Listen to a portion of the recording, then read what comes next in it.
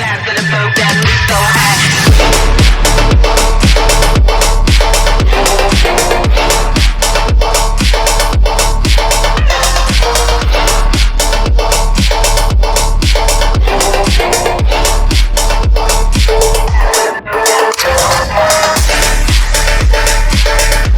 Hello, my name is Tarun and आज की जो मार्केट है काफ़ी इंटरेस्टिंग थी। बेसिकली सारे ट्रैपिंग वगैरह हुई है आज। ठीक है, तो it's a classic tough type of market. ठीक है, तो मैंने अपने रीजनिंग और लॉजिक दिए हैं। अ, तो वीडियो को ध्यान से सुनना, ठीक है, ताकि वो समझ आए आपको। Thank you.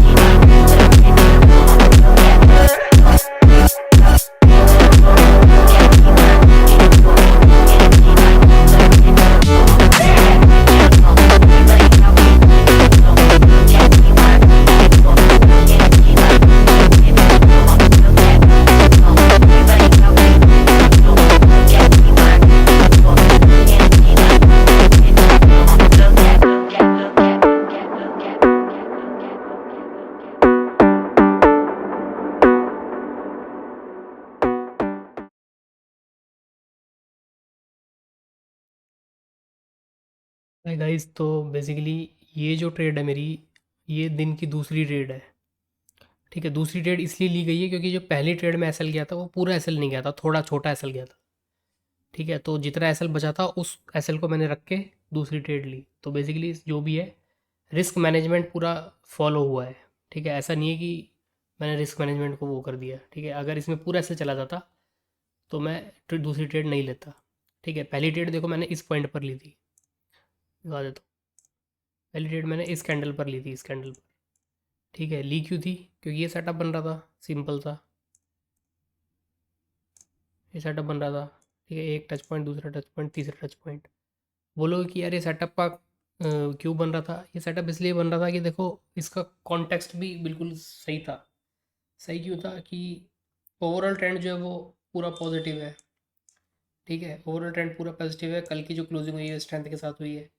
ठीक है, तो अब की जो ट्रेड थी वो मेरी पहली प्रेफरेंस ही थी। ठीक है, मैं डाउन की ट्रेड देख ही नहीं रहा था, मैं अब की ट्रेड ही मेरी पहली प्रेफरेंस थी, जिस पे मैंने ट्रेड लिया, जो कि नहीं चला। ठीक है, अब मैं आधे एसएल पे क्यों निकला? आधे एसएल पे इसलिए निकला क्योंकि इसको कोई भी सपोर्ट नहीं कर रहा था, ना तो एचडीएफसी बैंक सपोर्ट कर रहा था। ठीक है, ये भी नेगेटिव। ठीक है, और ना रिलायंस सपोर्ट कर रहा था। ठीक है, ये भी नेगेटिव, जो कि ये 9:55 पे ही नेगेटिव हो गया था।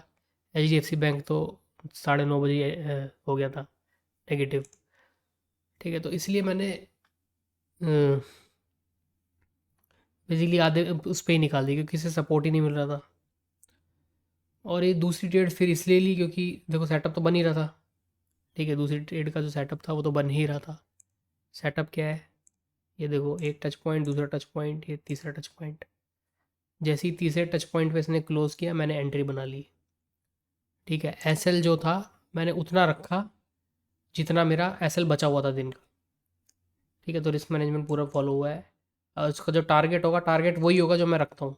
ठीक है, टारगेट वही होगा जो मैं रखता हूँ। अब जैसे इसके अंदर 1/4 एसएल ले रहे हैं तो इसमें 4 गुना टारगेट लेंगे। तो ये आज का ट्रेड है, इसको देखते हैं। ठीक है, इसके ट्रेड का जो लॉजिक है देखो, ये it's a classic hard day example. ठीक है, ये जो डे है ये लिटरली हार्ड है। हार्ड क्यों है? क्योंकि ओवरऑल ट्रेंड और ओवरऑल व्यू की वजह से इसमें पॉजिटिव ट्रेड पॉसिबल है। ठीक है, और नेगेटिव ट्रेड पॉसिबल क्यों? नेगेटिव ट्रेड पॉसिबल इसलिए क्योंकि इसने स्टार्ट होते ही, ठीक है, स्टार्ट होते ही सबसे पहले तो पॉजिटिव प्राइस एक्शन क्रिएट किया। ठीक है, फर्स्ट 5 मिनट की कैंडल से ग्रीन बनी, उसका हाई तोड़ा तो पॉजिटिव प्राइस एक्शन हो गया। फिर जब इसे तोड़ा इसने, ठीक है, 9:45 पर इसने जब तोड़ा इसका लो और सस्टेन किया 9:50 पर, तो वहाँ पर नेगेटिव प्राइस एक्शन भी क्रिएट हो गया। ठीक है, पॉजिटिव प्राइस एक्शन हट गया, नेगेटिव प्राइस एक्शन क्रिएट हो गया। तो अब सीन क्या है, यहाँ पे कॉन्फ्लिक्ट हो गया। कॉन्फ्लिक्ट क्या हो गया कि देखो भाई, पॉजिटिव ओवरऑल जो ट्रेंड है उसकी वजह से पॉजिटिव कॉन्टेक्स्ट भी क्रिएट हो रहा है, और जो आज जो इसने नेगेटिव प्राइस एक्शन क्रिएट कर दिया उसकी वजह से नेगेटिव कॉन्टेक्स्ट भी क्रिएट हो रहा है। ठीक है, अब नेगेटिव कॉन्टेक्स्ट इसलिए क्रिएट हो रहा है क्योंकि ये लिटिल बिट, ठीक है, ये थोड़ा ओवर एक्सटेंडेड रीजन में भी है। ठीक है, इतना बड़ा जो गैप अप हो गया है, इसमें प्रॉफिट बुकिंग भी आ सकती है, इसलिए इसको भी कंसिडर किया जा सकता है। तो it's a, I mean, classic hard example, classic hard day example. ठीक है, both type of trades are possible, तभी तो इतनी ये ड्रामे हुए हैं इसमें। ठीक है, तो इसको भी देखो ट्रेड करना आना चाहिए। अगर इसमें मेरा पूरा एसएल चला जाता तो मैं फिर ये वाली ट्रेड नहीं करता, छोड़ देता।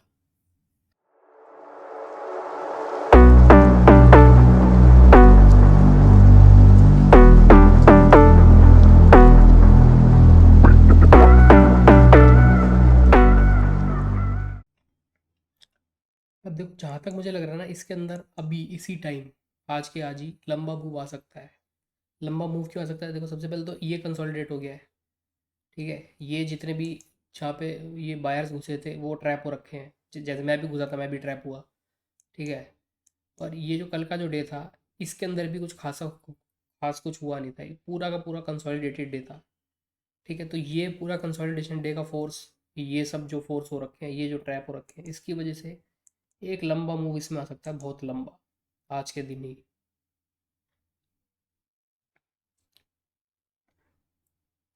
ठीक है, और ये वो दिन भी है जिसमें मतलब जैसे आज लेके इसे होल्ड भी किया जा सकता है नेक्स्ट डे के लिए। अगर लंबा मूव आ जाए तो इसे नेक्स्ट डे के लिए होल्ड भी कर सकते हैं। क्यों? क्योंकि देखो, ओवरऑल जो ट्रेंड है वो पूरा नेगेटिव ही है। ठीक है, होल्ड भी करेंगे तो फिर वो, मतलब उसके हाई चांस है कि वो या तो गैप डाउन खुल जाएगा या फिर उसके आसपास खुल के नीचे शुरू हो जाएगा।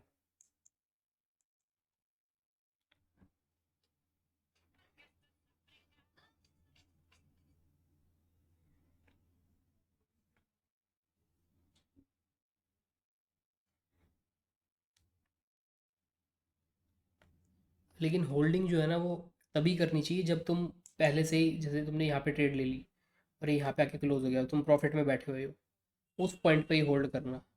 और ठीक, और मतलब मेरा जो वो है, जैसे अभी का करंट का जो सिनेरियो चल रहा है, उसमें पॉजिटिव में होल्ड करना ज़्यादा हार्ड है।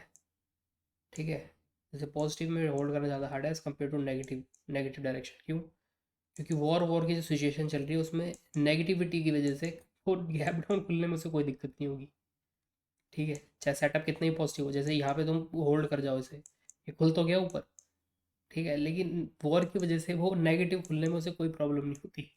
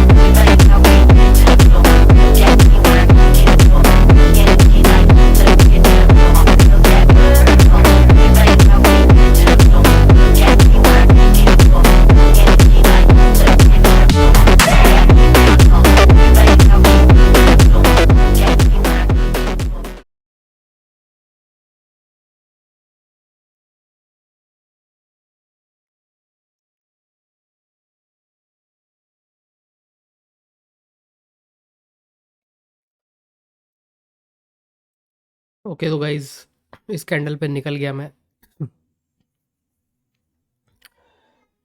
ठीक है, क्योंकि बेसिकली टाइम ही नहीं बचा, अब 3 बज रहे हैं।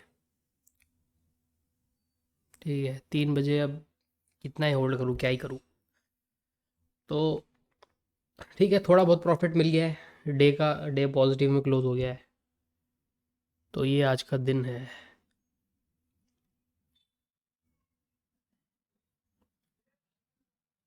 धन्यवाद।